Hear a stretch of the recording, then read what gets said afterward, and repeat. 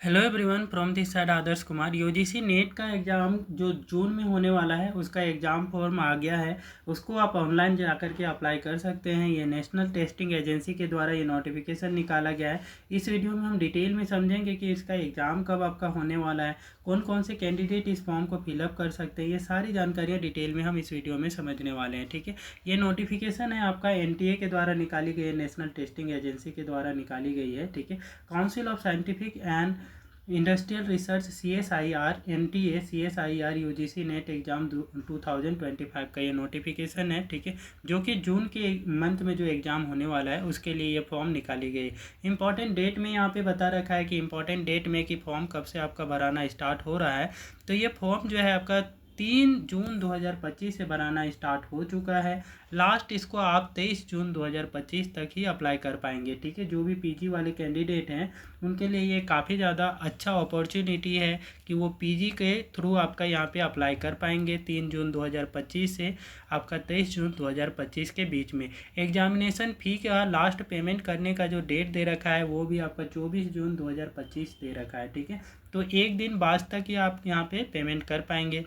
Correction करने का जो डेट दे रखा है कि फॉर्म फिलअप करने में किसी टाइप की मिस्टेक हो जाती है तो आप इसको कब यहाँ पे करेक्ट कर पाएंगे, तो 25 से 26 जून के बीच में आप यहाँ पे करेक्ट कर पाएंगे। इसका जो लिंक होगा वो आपका 25 से 26 जून के बीच में ओपन होगा करेक्शन की। ठीक है, नेशनल टेस्टिंग एजेंसी CSIR के जून की आपका 2025 का एग्ज़ाम डेट जो यहाँ पे डिसाइडेड है वो आपका 26 से 28 जुलाई के बीच में होगा। ठीक है, 26, 27, 28 जुलाई को ये एग्ज़ाम कंडक्ट करवाई जाएगी नेशनल टेस्टिंग एजेंसी के द्वारा। ठीक है, एडमिट कार्ड जो होगा कि एग्ज़ाम से कुछ दिन पहले बिफोर एग्ज़ाम अवेलेबल करवा दिया जाता है। नियरली 8 से 10 दिन पहले ये आपको इनकी ऑफिशियल वेबसाइट पे आपका एडमिट कार्ड देखने को मिल जाएगा।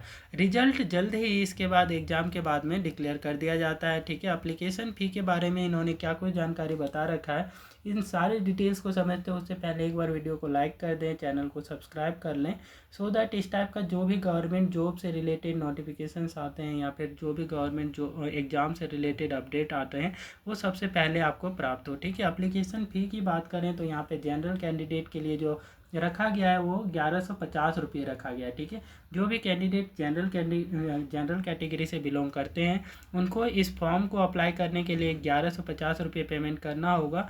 वही आपका इकोनॉमिकली वीकर सेक्शन के जो आपका स्टूडेंट है साथ ही आपका क्या है कि अदर बैकवर्ड क्लास के जो कैंडिडेट हैं उनके लिए जो पेमेंट रखा गया है वो 600 रुपीज़ का रखा गया है। ठीक है, और शेड्यूल कास्ट और शेड्यूल ट्राइब्स के जो भी कैटेगरी के स्टूडेंट हैं उनको 325 रुपये का पेमेंट करना होगा इस फॉर्म को फिलअप करने के लिए। दिव्यांग कैटेगरी के जो कैंडिडेट हैं फिजिकली हैंडीकेप्ड कैटेगरी के उनको भी आपका यहाँ पे 325 रुपये ही पेमेंट करना होगा। और ये एग्जामिनेशन फ़ी जो है कि आप यहाँ पे डेबिट कार्ड, क्रेडिट कार्ड और नेट बैंकिंग और UPI मोड के थ्रू पेमेंट कर पाएंगे। अब एज लिमिट की बात करते हैं तो एज लिमिट जो है कि कौन से डेट के आधार पर रखा गया है, तो एज लिमिट 1 जुलाई 2025 के आधार पर मैक्सिमम 30 वर्ष होना चाहिए। ठीक है, वो किस लिए, तो JRF के लिए। ठीक है, JRF करना चाहते हैं आप, ठीक है, तो मैक्सिमम 30 वर्ष होना चाहिए 1 जुलाई 2025 के आधार पर। इससे ज़्यादा होता है तो फिर आप JRF करने के लिए एलिजिबल यहाँ पे नहीं होंगे। ठीक है, मैक्सिमम एज के लिए कोई लिमिट नहीं रखा गया है लेक्चरशिप के लिए और असिस्टेंट प्रोफेसर के पोस्ट के लिए। ठीक है, इनके लिए आपका यहाँ पे मैक्सिमम लिमिट नहीं रखा गया। ठीक है, आगे के डिटेल्स को समझते हैं कि ये नेशनल टेस्टिंग एजेंसी जो है एग्ज़ाम आपका जून में ये जो कंडक्ट करवाने वाली है। ठीक है, तो एग्ज़ाम में ये कौन कौन से यहाँ पे रखे हुए हैं सब्जेक्ट वो सारी जानकारी को भी समझते हैं।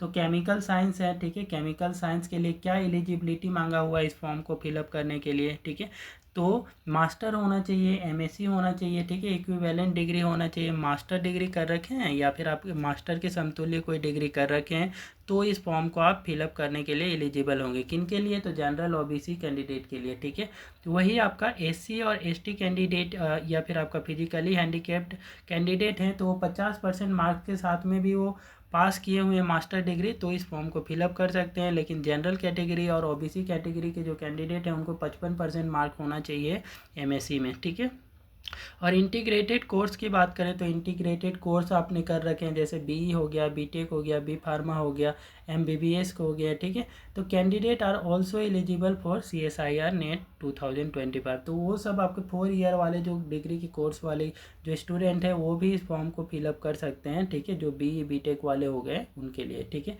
तो ये हैं आपके यहाँ पे एलिजिबिलिटी डिटेल्स, ठीक है। और ये सब्जेक्ट कौन कौन से यहाँ पे अवेलेबल है, तो अर्थ का हो गया, atmospheric, ocean and planetary science, इससे रिलेटेड आपका सब्जेक्ट है। लाइफ साइंस से रिलेटेड है, मैथमेटिक्स, मैथमेटिकल साइंस से रिलेटेड है, और फिजिकल साइंस से आपका यहाँ पे सब्जेक्ट के लिए अवेलेबल है, ठीक है।